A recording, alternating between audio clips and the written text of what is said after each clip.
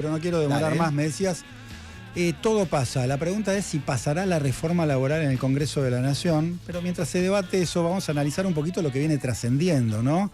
Porque el gobierno está promoviendo una reforma laboral diciendo que con esta ley va a aumentar el empleo y que se va a incentivar el blanqueo, ¿no?, de tantos trabajadores que están de manera informal aquí en la Argentina.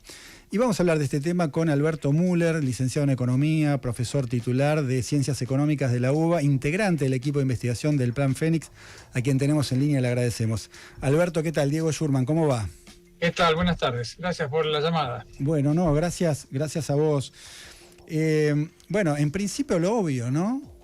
¿Va a ocurrir esto que promete el gobierno con una reforma laboral? Yo creo que no, pero me gustaría un poquito tu argumentación, Alberto. Yo estuve analizando lo que aparentemente es el proyecto de ley, por lo menos la fotocopia que me llegó tenía firmas de unos cuantos diputados, así que supongo que será eso o algo parecido a eso. Ese proyecto tiene en realidad varios capítulos y solo uno de ellos es estrictamente referido a la reforma laboral. Trae después un equivalente al RIGI para empresas chicas, para el resto de las empresas las que quedaron afuera del RIGI. Uh-huh. Trae después una serie de cambios en regímenes de promoción, la supresión de un par de regímenes de promoción, y sí, tiene también un capítulo dedicado a la reforma laboral. El capítulo es relativamente breve, en el sentido de que abarca, digamos, no muchos aspectos y es más bien es un ajuste sobre la legislación preexistente. Afecta naturalmente a la ley de contratos de trabajo y en general a la normativa, digamos, laboral, pero introduce ajustes que, digamos, en primer lugar, yo no veo que sean particularmente, orientados al blanqueo. Me parece que eso no hay nada de eso. Sí hay alguna serie de disposiciones que incentivan el empleo, la ampliación de empleo en blanco, porque, digamos, les permiten hacer un crédito fiscal, convertir en crédito fiscal de parte de los aportes patronales. Esto depende de las empresas, son grandes o chicas, etcétera. Que un componente que después vamos a ver cómo funciona realmente, porque en realidad el presupuesto del año que viene debería tener un cupo para estas exenciones fiscales, de manera que en algún momento, digamos, se puede llegar a terminar el cupo, si queda la frazada corta y algunos quedan afuera, pero no sé qué tendrán en mente. Después hay un tema así de flexibilización de las vacaciones, donde, bueno, les permiten, digamos, ampliar el periodo de otorgamiento de vacaciones, se les permite también otorgarlas en forma fraccionada. En compensación, se establece que en vez de que uno cada 3 años, en uno cada 2 años las vacaciones tienen que ser dadas en verano, y además, bueno, si hay cónyuges trabajando en la misma empresa, las tienen que dar juntos. Uh-huh. Después hay un punto que probablemente va a ser el que va a producir más polvareda, que es el que establece todos los regímenes de flexibilidad horaria. Sí. Se le pone un límite de 12 horas al descanso, o sea, la gente no puede trabajar más de 12 horas por día. Bueno, vamos a estar mejor que Grecia, que tiene que trabajar 13. Pero esto se tiene que hacer a través de los convenios colectivos. Está bien, pero flexibiliza la jornada de 8 horas como jornada máxima y no paga horas extras, ¿no? El tema es que eso ya estaba, digamos, ya estaba en convenio, se habían firmado. El convenio de trabajadores de logística tiene exactamente eso. Yo de hecho, sé de una persona que está trabajando ahí con el horario variable, un día va a determinada hora, otro día va a otra hora. Así siempre por convenio, ¿no? Siempre que se apruebe por convenio. Entonces, en el fondo creo que eso no cambió demasiado. Y digamos, hay algunas cuestiones más sobre cómo se ajustan Ahora, Alberto, las deudas de indemnización, etcétera, que son en general desfavorables porque le ponen un techo. Uh-huh. Y la cosa está bastante elíptica ahí, pero vamos a ver. Le ponen un techo a 10 meses, pero a ver, quiero ir un poquito más atrás. Yo por lo menos recuerdo en tiempos de Menem, ¿no?, una gran ley de flexibilización. El resultado fue récord de desocupación, ¿no? Casi 20% de desocupación. Tiempos de ministro de Trabajo, Caro Figueroa, lo recuerdo perfectamente. Después tuvimos la ley Banelco con De la Rúa, con todas las sospechas que se generó de coimas, con un proceso judicial, forzando una ley que tampoco generó empleo. Después en la ley Bases también había un capítulo de reforma laboral, desde entonces hasta ahora, lejos de generarse más empleo, lo que hay es más desempleo. La pregunta es, mi creencia es que el empleo crece con crecimiento económico, no con reforma laboral. Es más, yo me podría ir bastante más atrás, que es ese rango de 2003, si no recuerdo mal, a 2011, cuando se generaron en la Argentina 5 millones de puestos de trabajo sin tocar una coma de la ley laboral. ¿Por qué esta creencia de que una reforma laboral va a generar empleo? Y la otra pregunta es si efectivamente el gobierno cree que va a generar empleo o simplemente, digamos, es de alguna manera la ropa con la cual visten otro propósito, que es bajar el costo laboral, beneficiar a algunas empresas, pero de ninguna manera beneficiar al laburante. Bueno, en primer lugar, quiero compartir, yo también me acuerdo de eso. Yo no sé si vos te acordás de eso, quiere decir que tenés mi edad, cosa que un poco menos, cosas. Simplemente cubría esos temas en esa época, por lo tanto me acuerdo de estar en el Ministerio de Trabajo discutiendo con Caro Figueroa unas leyes de flexibilización. No, me parece muy, muy bien que igual puedo decirte la edad, Alberto, no tengo problema. Sí, no. Mira, comentario al margen, es muy doloroso acordarse de esto porque pareciera que no aprendimos nada. Esto es lo más terrible, eso de tropezar así manifiestamente varias veces con la misma piedra, es una cosa que a uno le cuesta entender. Por lo demás, estoy absolutamente de acuerdo con lo que vos decís. Efectivamente, en los tiempos de Menem, en los tiempos de la reforma de los 90, se introdujeron flexibilizaciones, y es más, si mal no recuerdo, en ese momento los convenios por empresa tenían prioridad con respecto a los convenios por sindicato, digamos, se dio lugar a todas una serie de flexibilizaciones.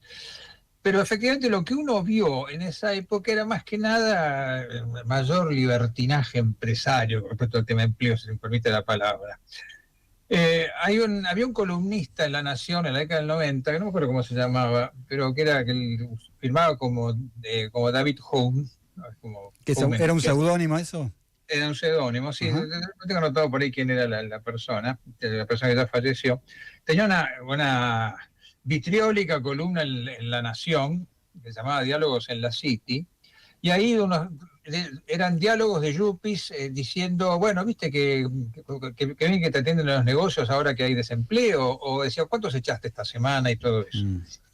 Ese fue el clima que se generó en la década del 90, clima que, debo decir la verdad, yo todavía no lo veo acá, aunque supongo que más de uno estará pensando en ese sentido.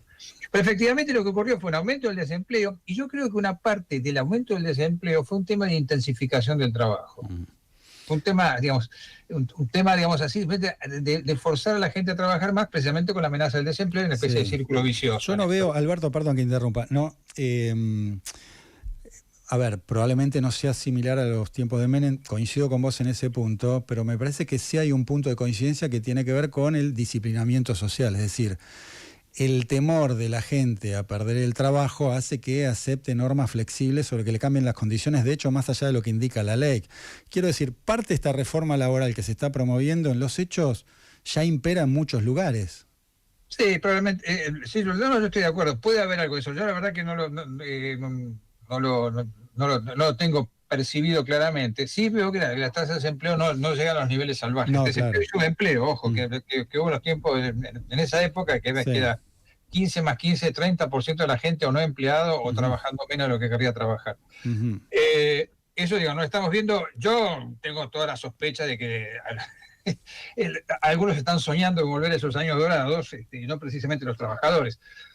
Pero efectivamente lo que se ve sistemáticamente es eso, es que digamos, estas normas que flexibilizan el empleo o que le bajan los costos a las patronales, es si no generan empleo, y en algunos casos, si se trata de intensificación, puede ser que lo disminuyan, porque va a haber menos gente trabajando más duro, digamos. Bueno, es que, a ver, hay una cosa de sentido común. Si le extienden las horas de trabajo, ese tiempo que le extienden de horas de trabajo podría ser ocupado por otro trabajador, pero si se extienden las horas del trabajo, el objetivo parece contrario a lo que se están proponiendo, ¿no? No, tal cual, tal cual. Bueno, de hecho, bueno, mientras en algunos países, en otros lados, están pensando en bajar la semana laboral, acá vamos en sentido contrario. Uh-huh. No aumentaron el total de horas, ojo, eso está... No, está bien. Lo que digo es, un empresario, ¿para qué tomaría otra persona si con la que tiene la posibilidad de extender su jornada laboral y cubrir esos baches que antes tenía? No, obviamente. Pero sí, efectivamente, retomando otra cosa que dijiste, y que yo de hecho la estuve estudiando en un trabajo que estoy terminando ahora, efectivamente, cuando uno analiza el periodo 2005-2013, digo, ¿por qué tomo 2005? Porque del 2002 al 2005 estuvimos recuperándonos de la brutal caída que tuvimos del 98 hasta el 2002, que fue la salida de la convertibilidad, la crisis previa a la salida de la convertibilidad, ¿no? Exactamente. Y entonces cuando en 2005 estamos más o menos en el mismo nivel que el pico que en el 98, ahí tenemos hasta el 2013, tomo un periodo más largo para meter más años en el asunto, hasta el 2013 el producto creció al 4 y pico % anual. Y el empleo registrado del sector privado creció casi al 5%. Así que, claro. Y ahí, efectivamente, como vos dijiste antes, no había ninguna reforma laboral, ningún cambio, nada.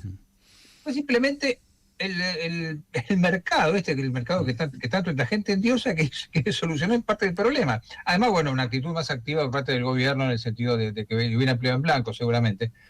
Pero el hecho fue que el crecimiento fue el que dio lugar a esta... Por eso, es la política económica. La política, sí, fue el crecimiento, bueno, hubo, digamos, una combinación de factores, ahora sería muy largo hablar de esto. Pero lo cierto es que cuando ve que hay crecimiento, el empleo crece, incluso crece después a un ritmo más alto que el producto, eso quiere decir que se va blanqueando el trabajo. Claro. Bueno, podemos decir, Alberto, la famosa frase, es la economía estúpido. Sí, como siempre, sí. No siempre es solo la economía, pero yo no soy el economicista que explica todo por la economía, pero en este caso sí, es el crecimiento, digamos. Uno tiene que asegurar el crecimiento. Por lo demás, si no, esto es la oportunidad de siempre de la revancha patronal, que siempre lo van a hacer, digamos, para eso están. Alberto, gracias por esta conversación, este tiempo, y bueno, veremos si efectivamente esto avanza o no en el Congreso de la Nación, pero coincido con vos que la salida tiene que ver con una modificación, ¿no?, de la política económica, con un crecimiento y no con una reforma laboral para generar empleo, sobre todo por la experiencia que hemos tenido. Digamos, no es que es algo que se me cae, digamos, en mente de la nada, sino que ya tenemos varias experiencias en ese sentido, con leyes flexibilizadoras, y no parece ser ese el camino para generar empleo, ni para que los empresarios blanqueen trabajadores que están trabajando de manera informal. Sí, aprovecho lo siguiente, si me permites un datito más, nada más, por este trabajo que estuve terminando ahora. Se dice que el empleo negro es 50% del total, la realidad es un poco menos. Es alrededor de 40, por lo menos con cifras del 2022. Hay problemas con estas cifras, bueno, yo estuve revisando un poco, es un poco más bajo. Y yo diría que informal, perteneciente al sector informal, es aproximadamente 30%. O sea, gente que trabaja en sectores de baja productividad, etcétera, etcétera. Hay un 10% más o menos que es simplemente evasión previsional. Bien. Alberto Müller, licenciado en Economía, profesor titular de Ciencias Económicas de la UBA, integrante del equipo de investigación del Plan Fénix. Muchas gracias, Alberto. Un abrazo. No, muchas gracias a ustedes. Hasta luego. ¿Quién sos?